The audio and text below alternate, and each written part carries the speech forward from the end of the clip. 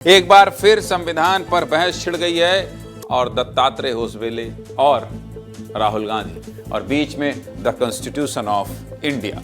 संविधान पर एक बार फिर बहस छिड़ गई है। आरएसएस सरकार्यवाह दत्तात्रेय होसबोले के एक बयान पर खूब राजनीति हो रही है। दत्तात्रेय होसबोले ने कहा है कि संविधान की प्रस्तावना से सेक्युलर और सोशलिस्ट शब्द हटाने पर विचार करना चाहिए।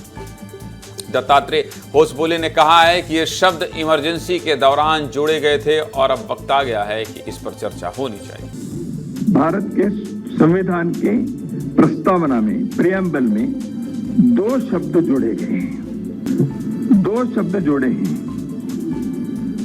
हम सब लोगों को मालूम है सेक्युलरिज्म और सोशलिज्म के वो प्रस्तावना में नहीं थे, पहले प्रियम्बल में नहीं थे। उन दो शब्दों को जोड़ा है। प्रियम्बल शाश्वत रूप से है। क्या सोशलिज्म के विचार आइडियोलॉजी के नाते क्या शाश्वत है भारत के लिए? आरएसएस के नंबर 2 दत्तात्रेय होसबोले के संविधान से सेकुलर और सोशलिस्ट शब्द हटाने की मांग पर तूफान खड़ा हो गया। आरएसएस के इस बयान पर विपक्ष की कई पार्टियां हमलावर हैं। लोकसभा में नेता विपक्ष राहुल गांधी ने भी होसबोले के बयान का विरोध किया है। कहा है आरएसएस बीजेपी को संविधान नहीं मनुस्मृति चाहिए। इस पूरे मामले पर विपक्ष क्या कह रहा है, सुनिए। जब वो सीधे सीधे आरक्षण के खत्म करने के लिए आरक्षण के खिलाफ नहीं बोल सकते हैं, तब वो सोशलिस्टों की बात कहते हैं कि सोशलिज्म शब्द हटना चाहिए।